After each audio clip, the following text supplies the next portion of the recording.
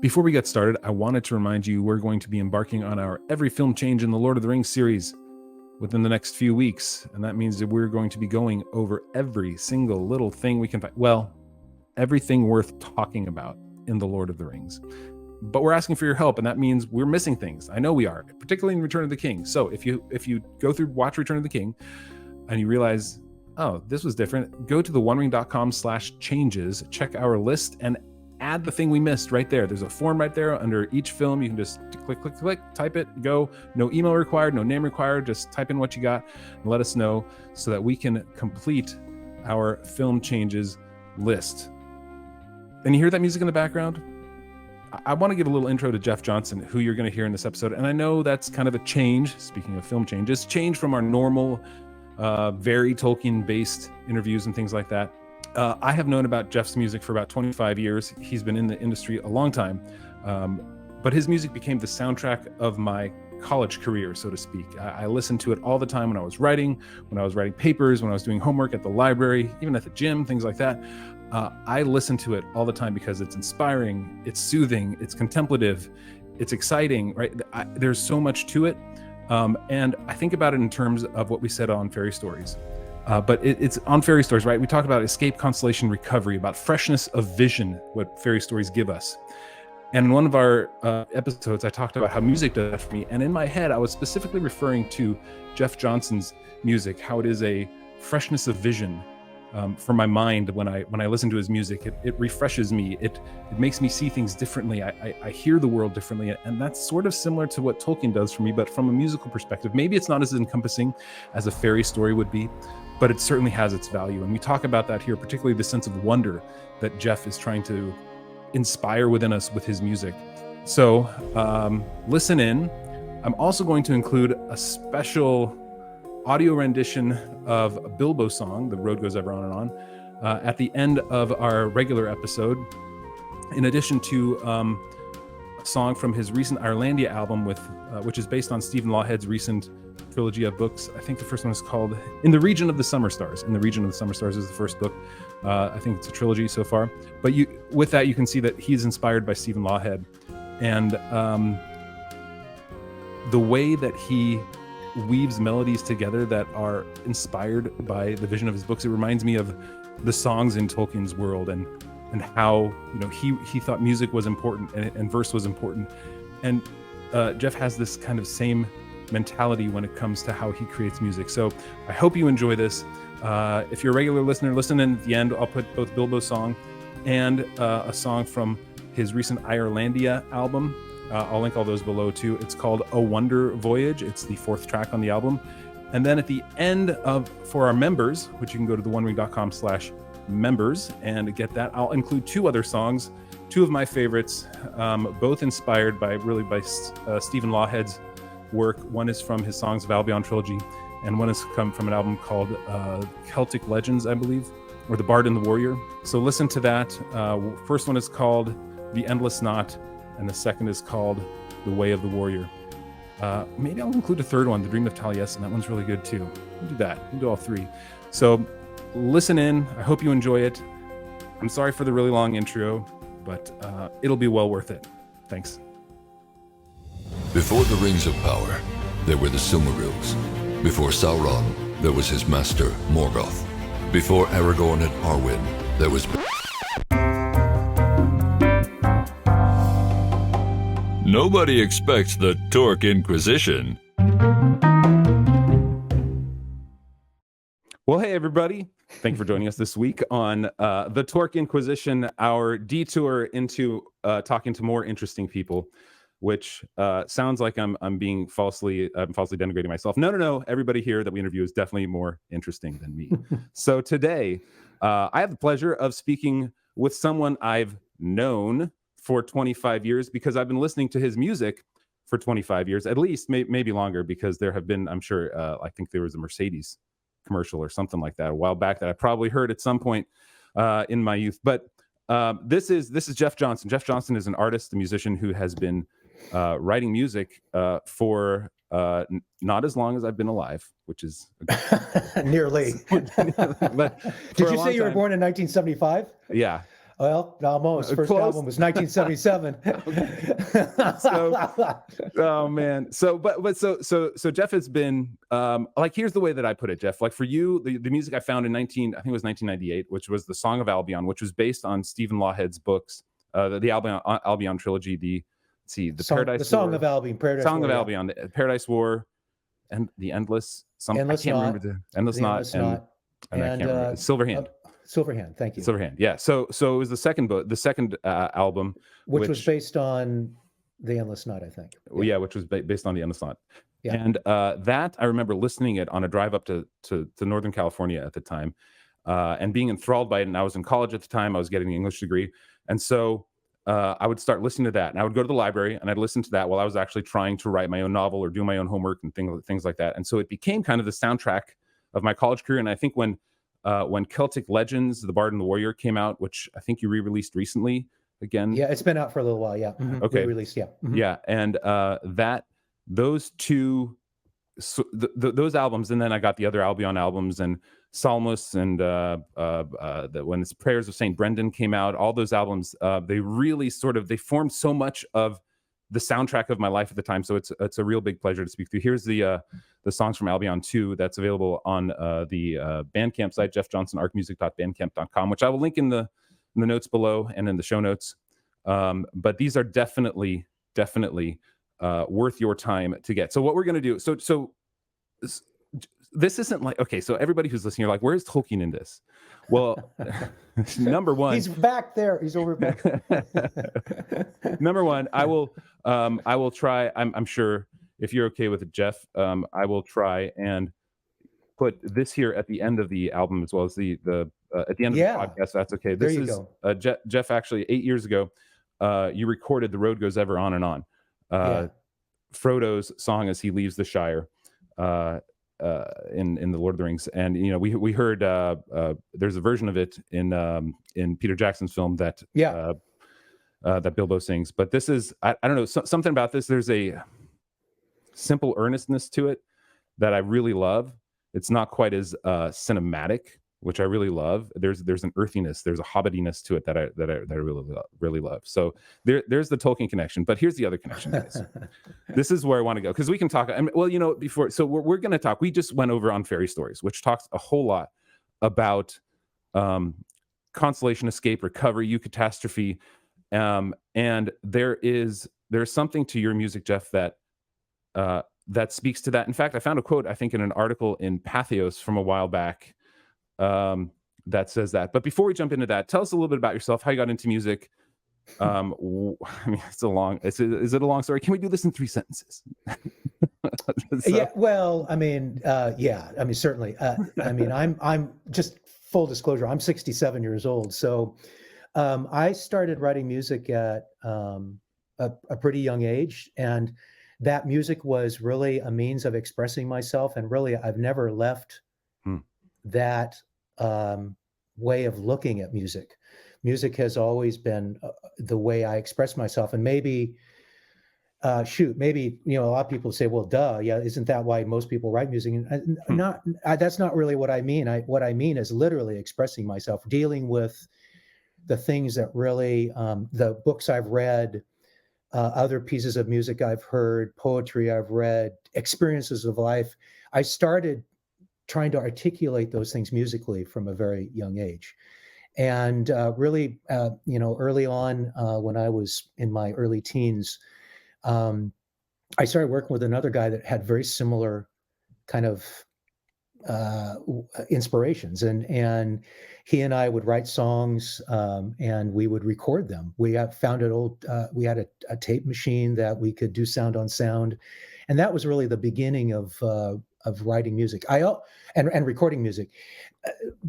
I grew up in a musical family, not a professional musical family, and I also grew up in a downtown Baptist church in Portland, Oregon, that had an incredible music program. So I was exposed to a lot of really great music, and I had some incredible music teachers, as it turns out,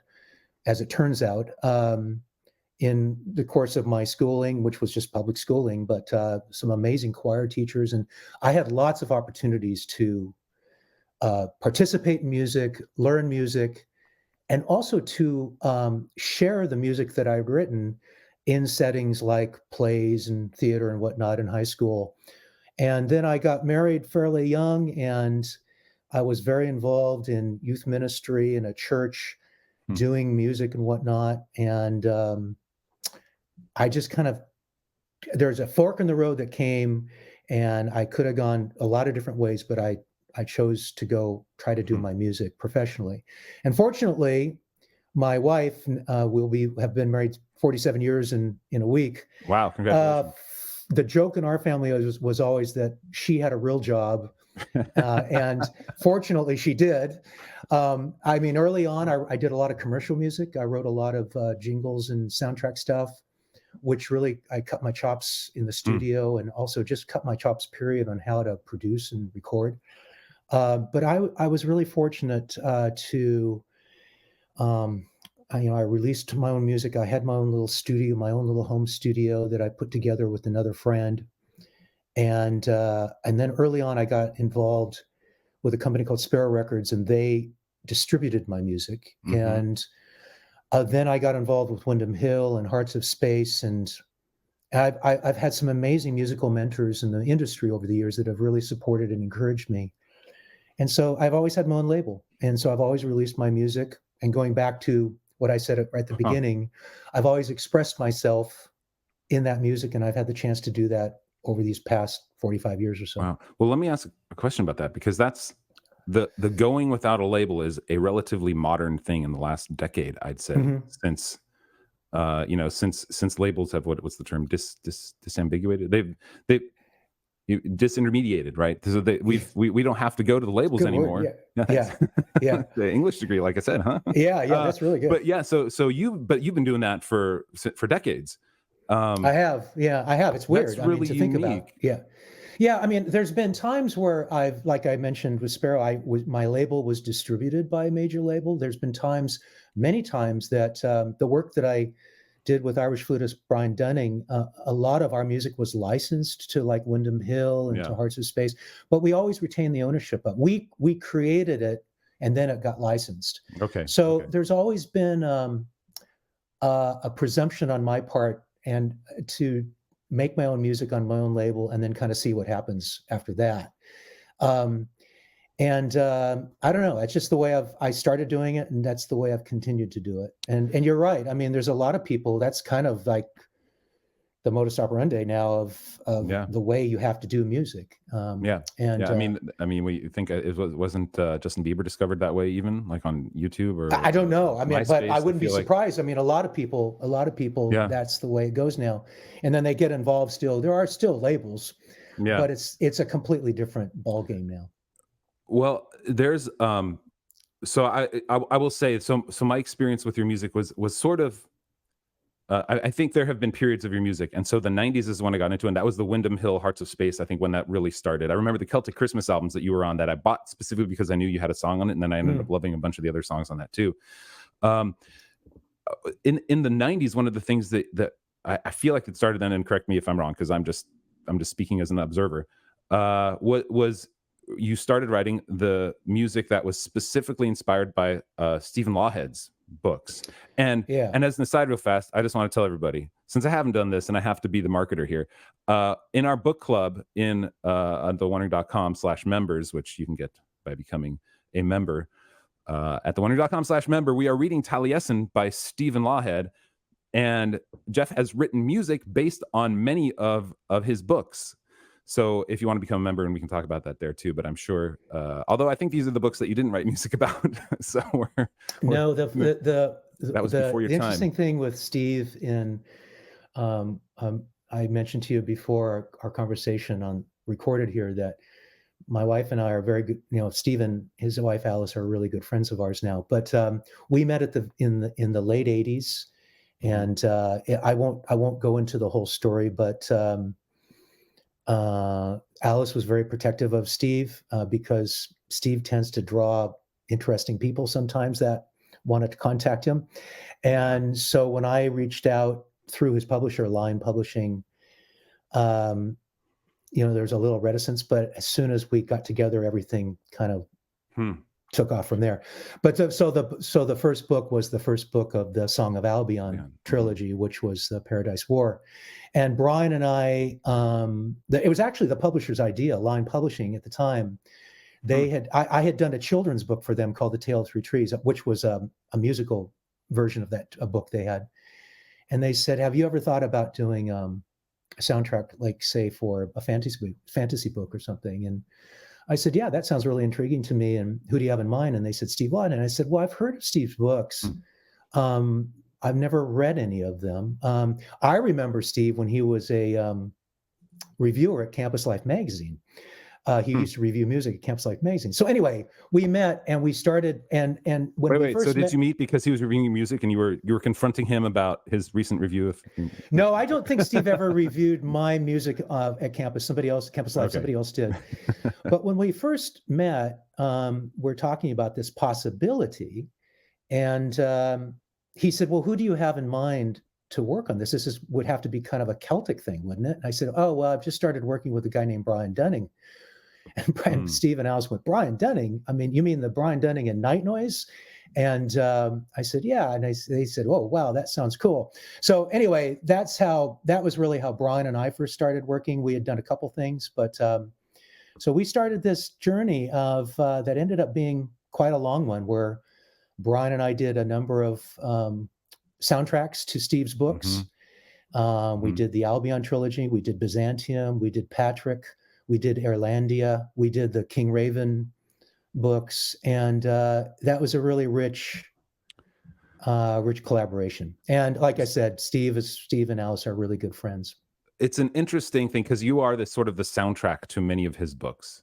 It's the soundtrack without the film, right? And sadly, the Daily Wire is making this here, and I don't know. I'm always hoping you'll be involved, but the Daily Wire is making the Pendragon series right now. They're filming it actually right now in Europe. And so I want to ask, because I went through and I found this quote from you in an article in Pathos, which if I remember, I'll link below too. And I think it reflects a lot on how you approach music and how Tolkien approached writing and fairy stories. In that, right, as we read on fairy stories, for Tolkien, the fantasy story, the fairy story, had a unique place in art because it revealed what he said. It reveals the real truth, capital T truth, eternal truth, right? Because the chinks of the universe shine brightly behind it, and so you can see these glimpses of light. And he called those things eucatastrophe, the unexpected joyous turn. Right. But part of that is, in order to get to that, you have to have escape, recovery, and consolation. Escape into a place that is completely different, that gives you a freshness of vision. And I found this quote where you talk about that in a way, and I'll read this to you, and if it's wrong at all, let me know. Maybe journalists. I probably won't remember it. but here's what you said. You said, as an artist, portraying wonder is an insatiable goal of mine. To experience wonder is to jump off the quote merry-go-round of day-to-day living in order to stop, look, listen, and consider the fact that there's something greater, a more enduring story that exists beyond our own little world. That's the first half. That is really, really close to what Tolkien would write, right? To experience wonder, eucatastrophe, to have a freshness of vision, right? He makes the point on fairy stories that sometimes all it takes is being on the other in a coffee room, a coffee shop that has the word coffee room on it, and you're looking at it from the other side and you see the word Moorifok instead of coffee room, but it totally shifts your vision to something that you see something completely differently. And he wrote, to wonder is to notice the countless things going on above us, beneath us, before us, within us, and around us all of the time, and to realize the richness and potential to live a life that revels, takes joy, and lives graciously. That's why I'm drawn to music by others, that leads me into wonder, and it is what I hope my music does for my own listeners. And the word you use there is wonder, which I feel like is very close to the whole freshness of vision, to the recovery, right? The wonder of a song, of a melody that takes you to places. And this was actually an argument I had with Michael. I said that, like, music offers you recovery and consolation, just like I think a great fantasy story can. It might not have those moments where you're creating an entire world inside your head and you want to experience it, and you want to find yourself in it more and more and more, and you're sad when it's over. Whereas music, it kind of, I don't know, it transports for those 5 minutes, 10 minutes into a place where I'm not experiencing the other things of life that I have to worry about. I don't know. Talk to me about the whole idea of wonder and how that influences your music and how you approach it. I like that quote. I'm amazed I wrote that quote. No, I really like that quote, and I still would completely agree with it. This idea of wonder with a capital W, which is it's a capital W because it doesn't come. It's not a nonchalant exercise. It's just something that actually you have to choose to participate in. You have to jump, for instance, in the quote, you have to jump off the merry-go-round. Yeah. And you have to take the moment to look at whatever it is that's caught your attention closely, and then just be open to it. I like that, and I've always tried to, in my music, take a person to a place where they could have the opportunity to participate in that kind of thing. One of the things that music has the possibility of doing that I think writing it doesn't, because writing is made up of language. Music, of course, has a musical language, but musical pieces will interact and touch people differently. And so that a person might hear a song and kind of hear this in it and have this kind of experience, but then the person that he's listening with may come and say, this is something that I got from that song. I'm talking about instrumental music primarily now. Yeah, okay. Yeah. And which is, by the way, with the exception of a song or two on each of these albums that had words that I did with Brian, with Steve's books, those were all instrumental recordings. So you have this wonderful thing in music where you can take people somewhere and also give them the gift of being able to open them up to whatever it is they find in that music. And I can't be any more specific than that, but that is a really, I mean, music has done that to me so many times, and it's fantastic. You know, it's like that reminds me when you say you're opening yourself up, and it's different for every person. I'm going to keep going back to On Fairy Stories here because it's so fresh in my mind. But he writes like when a writer talks about a hill and you know and it's envisioned in your mind. It's not just a hill; it's every hill you've experienced in your life and how it comes together now in the story. And that's different for everybody, right? When we listen to your music or we listen to Phil Keaggy's music or something like that, right, the experience of other music is affecting us, and so it is recreated in a way in our own head, and how we experience it and our reaction to it is based on what we've listened to and what we've seen and what we've done that brings us to that point. We always bring our experience to whatever it is we're interacting with, and that's why I think great literature, great music, great art, what makes it great is that for most people, they can come to it wherever they are in their life and have this. They don't necessarily even have to know what's behind the making of it. They don't even have to know, in this case, the artist who made it. They don't have to know anything about that artist. But where they're at in their life at that given time, they can have this experience that actually is a experience of richness, of human richness. Yeah. And it may even be so impactful and so important that it might actually change their life. That's the thing that's really amazing about the possibility of art, you know. So yeah, it's like, that's true. I hadn't thought of it in that way, that you are affecting people. They don't have to know who you are. You don't have to be there to be a shoulder to cry on, but somehow the music that you write, the words that you read, they have broken through that darkness in a way, or whatever it ends up being, and shine a little bit of light that they can see things better. They can experience things more deeply. Yeah, well, this is one of the things that was, I think, challenging. This was the great challenge. This was the great puzzle to solve when we started writing music to go with Steve's stories.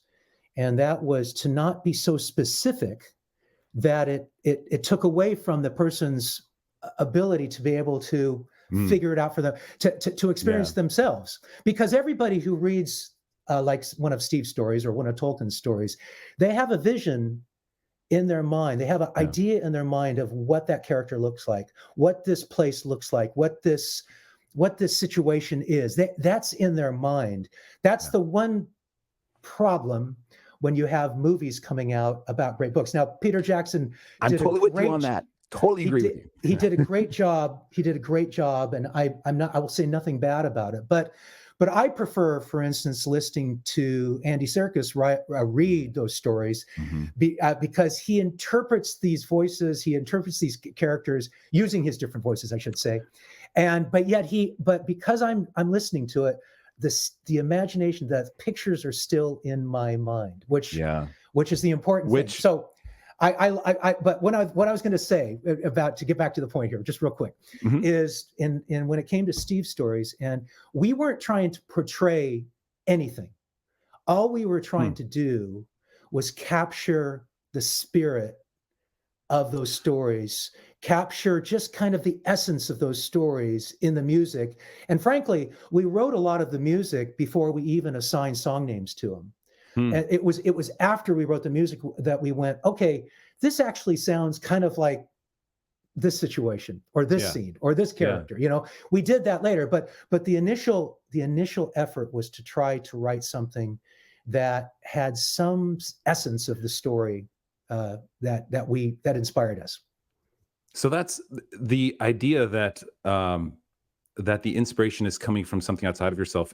I see that in so much of your, I don't know, inspiration doesn't seem like, you're discovering music based on the things that you're experiencing is maybe the best way of putting it. So for instance, recently, and I will say, and hang my head in shame, is that your more recent contemplative stuff is not my jam, so to speak. Yeah, okay. Which is fine.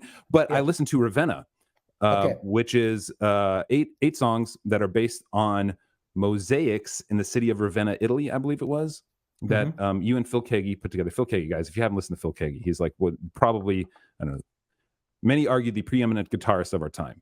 So he's certainly one of them, that's for sure. Certainly. Yeah. How do you go about, like, you have Lawheads words, you have like the prayers of Saint Brendan is another one. You're inspired by the voyages that were written from Brendan a long time ago to find the Isle. The Isle of Ever Living, or there's different names for it. Yeah, and then a mosaic. So, like, how do you write music? How are you inspired? How do you create things? Sort of in the same way that I say, like, Tolkien wrote his stories. He discovered his stories because he wrote the languages. He was into philology, right? He wanted to know where these words came from. And so the story sort of bubbled out of all that. In the same way, your music is sort of coming out of the mosaic or Lawheads words. And how do you, what's that process like? What is it you experience? Or even the Frio River Canyon, where you have the Frio Suite and Water Sky. Water Sky, yeah. I mean, so Phil and I we were mutual fans of one another for many, many years. We met at a couple youth specialties conferences, but we never played together. And then a friend of mine he worked with Frederick Buechner and recorded Frederick Buechner reading all of his books, which unfortunately have not seen the light of day yet. But when he was doing the book Godric, and my friend approached both Phil and I, who knew both of us, and said, "Hey, have you guys ever considered maybe writing a little instrumental piece that might go with this audiobook?" And I said, "I'm game," and Phil said he's game. So we sent. This was right in the beginning where we could start to send tracks back and forth. It wasn't like it is now, but we were able to send tracks back and forth, and we wrote this short piece, and it was really, really fun, and it turned out great. And yet it wasn't until a couple of years later that we were at a place called Lady Lodge, which is on the Frio River. It's a Christian retreat center, and in the hill country of Texas. And Phil was doing music, I was doing music, and both of our wives were there, and we just really hit it off just personally. And when we left, we said, we really ought to do some more music together. And so we just started. I sent him a track, and he put some stuff on it. He sent it back to me, just like we had done previously. But we went back and forth, and that's how we created this album, Frio Suite. And it was such a rich experience. We had no deadlines.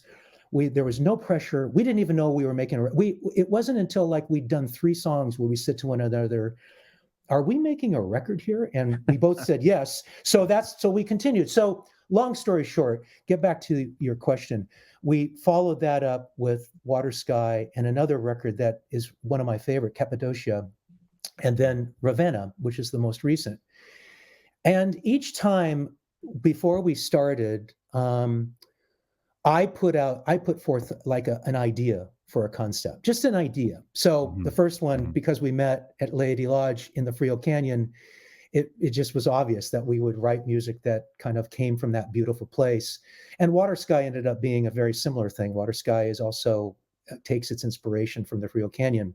Yeah. Cappadocia was a different experience because I'd spent some time in Turkey at Cappadocia, and I threw that out there with Phil, and so that's when Phil started picking up some of these more exotic instruments, the Middle Eastern instruments. And Ravenna was the same way. I'd been to Ravenna in Italy. I was really amazed by those mosaics, and I put that forth to Phil. And so we basically just wrote the music with these things in mind. There was nothing specific. There was nothing, it wasn't even as deep as what Brian Dunning and I did with the Lawhead stories. We really were just trying to capture a mood more than anything in those albums. We've just started a brand new record as of last week. And our mood, interestingly enough about this interview, is wonder. That's our mood. That's perfect. So that's what we're going with. I don't know where it's going to lead. We've got one song all done, which is pretty cool. But that's kind of and again, we start, if the music's not any good to begin with, then it's not worth putting the album out in the first place. So we start with making music that we actually both like, and then we start adding kind of art things around it conceptually, so that it actually becomes the release that it becomes. Does that make any sense? Yeah, it does. As far as a non-musician or a casual musician can understand that, it's. Do you feel like your music is more? Okay, I'm going to try and preface this. I do this a lot. I don't finish sentences. So,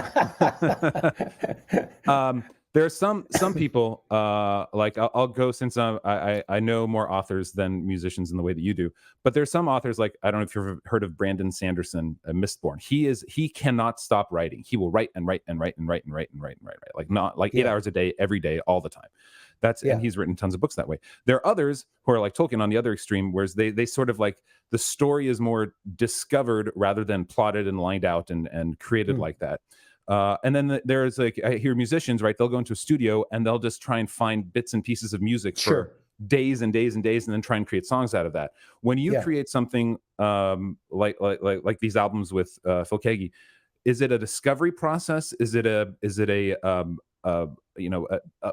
process that's set in stone that you like, okay, we have to be here for 8 hours? Like, how do you, because I feel like your music is more of a discovery in the same way that Tolkien's is, but that's a great question. And I can tell you that different songs have different kind of experiences in this. But since we're talking about the instrumental stuff that I've done with Phil, and even the stuff that I did with Brian Dunning, usually there's an idea. Well, there's always an idea that you're excited about. And so you put that idea down, whether you're walking and a melody pops in your head, and you grab your, in this case nowadays, phone. You used to have to grab a little cassette recorder, but you grab that and you'll just sing the idea, right? So you've got it. Yeah. And then when you go into the studio, you listen to that and you start fooling with it, and you decide if it's worth pursuing. And once you decide it's worth pursuing, you have to kind of give it some form. And once you have a form, that's when the fun begins. That's when, for me, the discovery process begins. Because being a keyboard artist, a primarily keyboard guy, and vocalist too, but primarily keyboard, the palette that I have in front of me is mind-boggling. So I go to certain sounds that I tend to gravitate towards, and I start fooling with those. I mean, usually I'll start with piano, bass kind of stuff, but and then once I have an idea that I think is good, and it's in a form that's presentable, I'll send that to Phil. And then Phil will add his things to it, and then he will then extend it, and then send all of that back to me. And then I get to participate in what he's added. That's so and then cool. I go back and do other things with what he's done on what I did. And it's always a process of discovery at that point. But we're utilizing our fairly long-standing artistic sensibilities and experience of making music all these years. We're bringing that to the table every time we are in the studio. And we're never in the studio together. We've never been in the studio together. He's in Nashville, I'm here. Yeah. And I don't think the music would be any good, actually. I mean, I just don't, the process just really serves the making of this music by being in two different places. It makes me think of the authors, even like the C.S. Lewis, J.R. Tolkien, Dorothy Sayers, right? They were part of the Inklings, which they would go and they would read their works to each other, and talk about it. And I feel like that, it's to use a way too often overused term is iron sharpens iron, right? The greatest, if you're a great artist and you're showing your stuff, and troubling as it might be if it's unfinished, right? Sometimes it feels like, I don't want to give you this thing that it is still like unfinished to me, but the feedback that you can get makes it better, and the discovery process is deeper then, because you're not just digging your own hole, you're not just like uncovering your own works, you're seeing how other people can see the vision that you have, or the artistry that you're pursuing, I guess. Well, there's anytime you collaborate with somebody, if there's no trust, you can't collaborate with them. Yeah. So there's right off the bat, there has to be a high level of trust and respect for the person you're collaborating with, because you have to be willing, as I think you're describing here, you have to be willing to be critiqued as well. Yeah. And Phil and I have, well, I mean, I don't think we're hard on one another, but there's a certain standard that we have towards each other, particularly after having done 4+ albums. And Brian and I were the same way. I mean, for those listeners, unfortunately, Brian passed away just 2 years ago.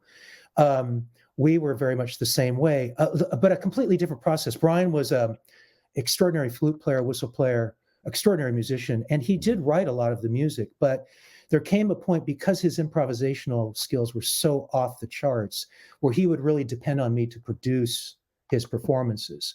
And so he didn't have a strong opinion about it. And he would just play the thing and say, was that okay? I said, well, anyway. And so it was a different process, where Phil has very much a sense of what he is hearing in the guitar, and sends me not only just conceptual things, but highly rendered conceptual things, which I just kind of fine tune and edit a little bit to serve the song, since I'm kind of the main producer of the song, of the music we're doing. Wow. So anyway, yeah. It's hard for somebody like me who doesn't like swim in these waters at all to wrap my head around what that must be like. But it sounds, I mean, it's got to be incredibly fulfilling in a way to be able to produce something with the kind of expertise, with the kind of long-standing musicianship that a Phil Keaggy and that you have together. That so, I mean, I think I've listened to Ravenna like 6 times in the last 2 days, just because I find so much. It's a really neat album. Yeah, it's really wonderful. Glad you like it. Yeah. And I just haven't, because I wanted to concentrate on one for a while before we talked, and I'll listen to Cappadocia next. It's such a wonderful thing. I wanted to ask about like and we'll close with this before we get into our members block, which you can get to by going to theonering.com/members for $4 a month. The first month is free. Sorry, I feel like such a salesman when I say that, but hey, it's what keeps us going. It pays the bills for StreamYard like this, what we're using here. I want to ask about the Bilbo song, the Road Goes Ever On, and what brought you to doing that? I think it was like 8 years ago. Well, that song is way more than 8 years old. I would ask anybody who has read those stories, when he starts saying that poem or that traveling song, man, that's a moment in those books, if you ask me. I think that affects anybody who reads those books. But so that it's always stuck with me, of course, ever since the first time I read the books, and I've read the books a few times. Mm-hmm. And I'm, again, as a means of expressing myself, I put that little melody together, and I would often sing that at concerts, and just out of the blue. I'd often sing it as a closing song, almost as a blessing. Really? The problem is that I can't release that. I don't have permission to release that that music, or it's my music. I can release the music. I can't release it with the words. So I actually reached out. I have a number of friends who are fairly close to the Tolkien estate. And the answer was, Jeff, we love this, but we can't let you do it because it's just too valuable. Tolkien's work is just too valuable. And someday when it falls out of the copyright, I will put that song out officially. But right now it's on my SoundCloud. I'm not making any money from it. You can hear it. And it's just always been. It's always been in my mind. It's a song that I will on a moment just sing that with people. Yeah. Well, I'll put it here at the end of this episode so that you guys can all hear it. Cool. That's interesting. I would, honestly, I've had my dealings with the Tolkien estate over the last 25 years as well for certain things. And once Christopher Tolkien sadly passed 3 years ago, I think it was, maybe 2.5 years ago now, there's a different crowd in charge now there. So I have a feeling they might even be more open. So give it a try. Who knows? I would love to see this come out and be able to be, streamed on. Well, I know, two of my best friends are Jerry Root, who's a C.S. Lewis scholar, and Malcolm Guy, who is very, really involved with all of that stuff. And I might give it another go. But I mean, come on, it's way better than the Rings of Power. Oh boy. Which is something, guys, we're going to get into that a little bit in our extended membership section here, and so I think that's it for me here. I there's so much more I'd want to talk about, but I'm afraid the conversation would be boring to more people because it's more like questions about your music in specifics. But and obviously we've got other times. Maybe we can do this again sometime. Hey, if you're doing another album with Phil, I'd love to have you on to talk about that at some point then too. That'd be great. Yeah, well, we could both talk to you. That would be great. Phil, yeah, that'd be a lot of fun. All right. This has been great. Like the whole idea of artistic discovery and the discovery process and how it offers that what Tolkien calls recovery, consolation, escape, recovery, and consolation. That there is something to art that is deeper than the surface. It's deeper than just the notes. It's deeper than just the voice. Like there's when it all comes together, just like when a world comes together, that Tolkien writes, it affects us more deeply than we think. And for you, that your music has been that to me. I mean, when I hear the opening sounds of the Bard and the Warrior, the first song, I can't remember the name of it, but like it brings me back to a time where I was younger, where I was very much into even building this thewandering.com and the whole community we have around it and all that sort of stuff. And so it's not only when you first hear it, it's like how music brings you back to a time that is that it creates that vision for you again. You recover that vision that you might have had then that you can now re-experience. I think more than anything else, more than smells, more than taste, it brings me back to that. So that's why, honestly, that's what I do with my kids is I'll pick 2 albums every vacation we go on, and we will listen to those 2 albums exclusively so that when we listen to those songs again in the future, whether it's instrumental or whatever, I mean, sometimes it's like Newsboys, which is, sure. But they love it. And so we listen to that and it brings them back to that memory. And that's what music is. It's a great idea. Yeah. And it's such like your music has been that for me and for a lot of people. So thank you for joining us here. That's really cool. Yeah. And I hope we can do this again sometime, but we will go into the membership section. So the again sometimes is literally going to be like 30 seconds away, everybody. So if you want that, go to thewandering.com/member, become a member. And it's free. It's $4, right? That's less than like a freaking large cup of coffee at Starbucks these days, which everybody says, but it's really true now. So we're going to jump into that. We're going to go through our confessions from the comfy chair with Jeff, which he doesn't know anything about those yet. But one of those questions, I'm worried about it. Yeah. you'll be fine. You'll be fine. We can edit it afterwards and make them even worse. No, I'm joking. So we're gonna jump into that, guys. Hope you join us there. We'll see you on the other side. The road goes ever on and on, down from the door where it began.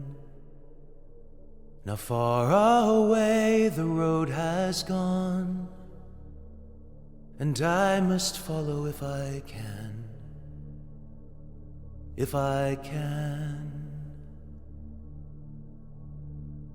pursuing it with earnest feet, until it joins some larger way, where many paths and errands meet. And whither then I cannot say,